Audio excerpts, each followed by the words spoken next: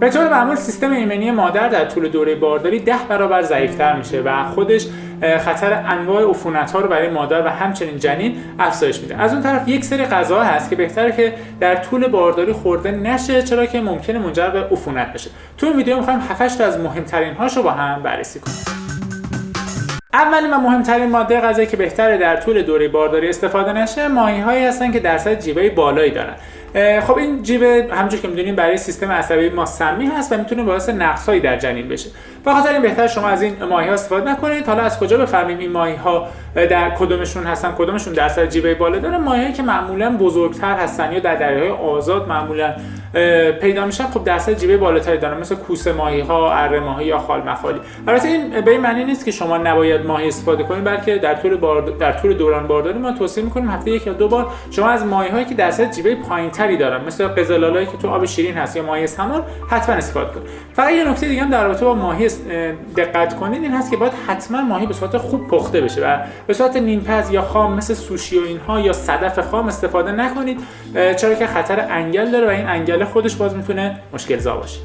دومین ترکیبمون میشه گوشت‌های قرمز نیمپز که حالا هم شامل خود گوشت قرمز نیمپز میشه، هم مجموعه‌اش دیگه مثلا سوسیس کالباس و فست فودهای اینچنینی که ممکنه توی هات داگ یا مواد غذایی اینجوری دیده بشه که زیاد کامل نپختن. اینها هم خطر توکسوپلاسما دارن که اون هم باز مشکل زا هست و میتونه باعث عفونت هم برای مادر و هم برای جنین بشه. در رابطه با تخم مرغ هم دقت کنید که تخم مرغ کاملا پخته بشه و از زردش و صورت عسل اینها استفاده نکنید، چون که خطر سالمونلا داره. همچنین مواد غذایی که از ذره تخم مرغ استفاده میکنن مثل سس سزار یا مثلا سس مایونز خونگی، حتی بستنی‌های خونگی، اینها ممکنه ترکیباتی مثل ذره تخم مرغ داشته باشن که به صورت خام در اون استفاده شه و ما توصیه نمی‌کنیم. در رابطه با گوشت‌های امعاءاحشا هم دقت کنید. گوشت امعاءاحشا منظورمون حالا دل و جگر و قلوه و اینها هست. اینا نه به خاطر بحث حالا خام بودنش، چرا که اونو توضیح دادیم، به خاطر اینکه این مواد به خصوص جگر و اینها معمولا چون محل سمزدایی در بدن حالا پستانداران هستن، چه گوسفند چه گاو، اینا میتونن حاصل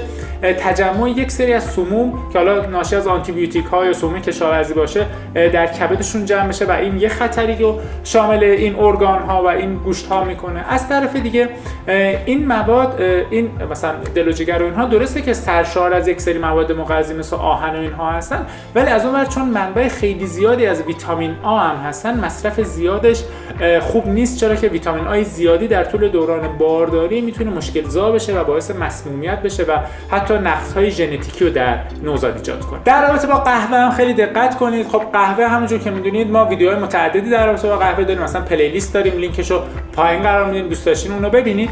ولی قهوه معمولا توصیه میکنم به اون مادری که حالا خیلی قهوه خورم هستن، بیشتر از 200 میلی گرم کافئین در روز، یعنی نهایت 2 تا فنجون در روز قهوه استفاده نکنید، چرا که قهوه زیادی هم میتونه وارد بدن جنین بشه، اون کافئین وارد بدن جنین میشه و بدن جنین آنزیمی که بتونه اون قهوه رو بشکنه یا متابولیز کنه نداره و به خاطر همین میتونه مشکلات ایجاد کنه که شایع ترینش زایمان‌های زودرس هست که خب بچهای به وجود میان لو برد ویت که حالا همینها میتونن مشکلاتی رو ایجاد کنن. در رابطه با لبنیات محلی هم دقت کنید که در طول بارداری تا جایی که میشه و امکان داره لطفاً از لبنیات پاستوریزه استفاده کنید، هرچند که خیلی استفاده از لبنیات محلی توی ایران شایع هست، اخیراً هم خیلی شایع تر شده، ولی اگه اون روش پاستوریزه کردن درست استفاده نشه میتونه خطر برخی از باکتری ها از جمله کمپیلیوباکتر داشته باشه که خودش میتونه کلی مشکل ایجاد کنه و نقص‌های ایجاد کنه. به خاطر همین حواستون به اون قضیه هم باشه و در طول بارداری حداقل سعی کنین از